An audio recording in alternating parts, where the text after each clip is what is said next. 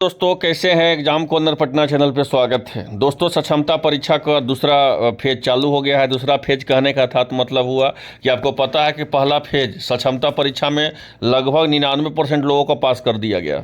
चौकिए नहीं, 100 में 99 लोगों को पास कर दिया गया। 98 लोगों को 99 लोगों को पास कर दिया गया। ठीक है, अब जो जिनको दो नंबर 4 नंबर 5 नंबर आया होगा वही फेल किए हैं, सबको पास ही कर दिया गया। तो अब क्षमता परीक्षा का जो है आपका दूसरा फेज चालू हुआ है। अब ये फेज भी ऑनलाइन होगा। और क्षमता परीक्षा में देख लीजिए, पास करने का हम पहले ही से बता रहे थे कि जब क्षमता परीक्षा में बहुत लोगों को पास कर दिया जाएगा। पास इसलिए कर दिया जाएगा क्योंकि इसको देख करके और जो भी नियोजित शिक्षक हैं वो और जो है परीक्षा देने के लिए आए। ठीक है, क्योंकि बहुत लोग जो है विरोध कर रहे थे और हाईकोर्ट का भी फैसला आ गया कि आप क्षमता परीक्षा अगर आप दें या ना दें, आप जो है नियोजित शिक्षक बने रहेंगे, टीचर आप बने रहेंगे। तो इसके लिए फिर जो है राज्य सरकार जो है बिहार सरकार शिक्षा विभाग के तरह 26 तारीख से दूसरा वर्ष क्षमता परीक्षा का फॉर्म भरने का स्टार्टिंग हो जाएगा। 26 अप्रैल से आप 4 मई तक फॉर्म भरिएगा। एक बात और याद रखिए, इसमें थोड़ा सा डेट भी एक्सटेंडेड होगा भरने में। अगर आप 4 मई के बाद भी भरिएगा तो फिर और एक्सटेंडेड डेट होगा।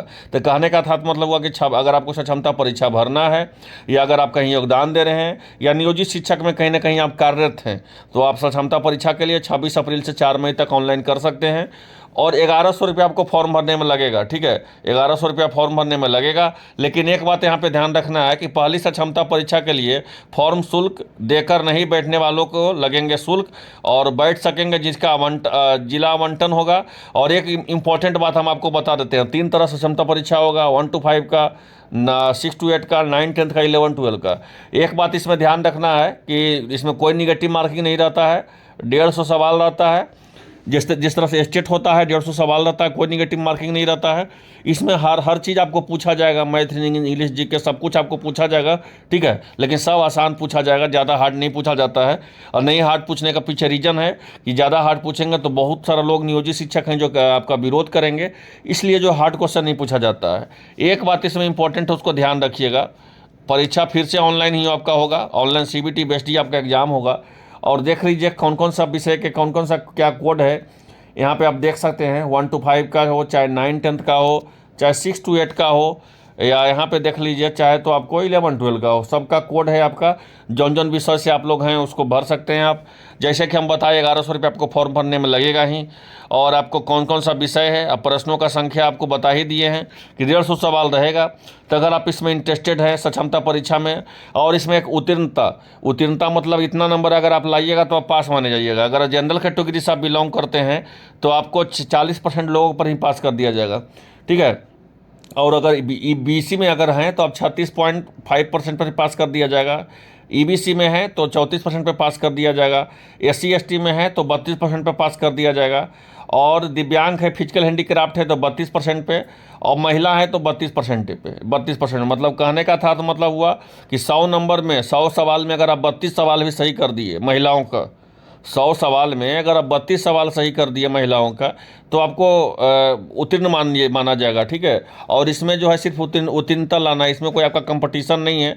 ठीक है, और इसमें एक इम्पॉर्टेंट बात बता देते हैं कि ये बिहार विद्यालय परीक्षा समिति फॉर्म आपका जो है बिहार विद्यालय परीक्षा समिति को ही परीक्षा लेना का काम है, क्षमता परीक्षा हो। तो कहने का था तो मतलब क्वेश्चन का पैटर्न भी बहुत हल्का ही रहेगा, ज़्यादा पैटर्न आपका भारी रहेगा नहीं। 1100 रुपये आपको फॉर्म भरने में लगेगा। अब जैसे जनरल कैटेगरी का बात करते हैं तो जनरल कैटेगरी में कितना है, 40% है। तो 100 नंबर में आपको कितना लाना होगा, तो 100 नंबर में आपको 40 नंबर लाना होगा। मोटा मोटी आप यही समझिए, अगर आप 39 नंबर लाइएगा, ठीक है, तो आपका सिलेक्शन नहीं होगा। लेकिन एक बात ये भी ध्यान देना है, परसेंटाइल होता है यहाँ पे, कितना क्वेश्चन आप बनाए हैं, क्या आपका एक्यूरेसी है, इस पे नंबर मिलता है। अब जो है आप 100 क्वेश्चन बना लिए हैं और 100 में आपका 40 को ही सही है तो आपको 40 नंबर नहीं दिया जाएगा, इसका एक्यूरेसी है। आपका वो नंबर घट करके हो जाएगा 35 या 36। तो एक्यूरेसी सबसे इंपॉर्टेंट होता है मेंटेन करना। तो कहने का था तो मतलब यही हुआ कि अगर आप इसमें अगर जाना चाहते हैं क्षमता परीक्षा में, तो अगर आप बैठना चाहते थे कि मिनिमम क्वालिफिकेशन रखा जाता है कि 40% जनरल कैटेगरी का, BC का आपको 36%, EBC का आपका जो है 34%, इस तरह से जो आपका रहेगा। आई होप आप लोगों को वीडियो अच्छा लगा होगा। जैसे ही कुछ और अपडेट आएगा चैनल के माध्यम से मिलेगा। जो भी चैनल पर नए हैं सब्सक्राइब कर लीजिए सही जानकारी प्राप्त करने के लिए। और जो इंटरेस्टेड है क्षमता परीक्षा भरने के लिए क्षमता परीक्षा का फॉर्म भर दीजिएगा। धन्यवाद।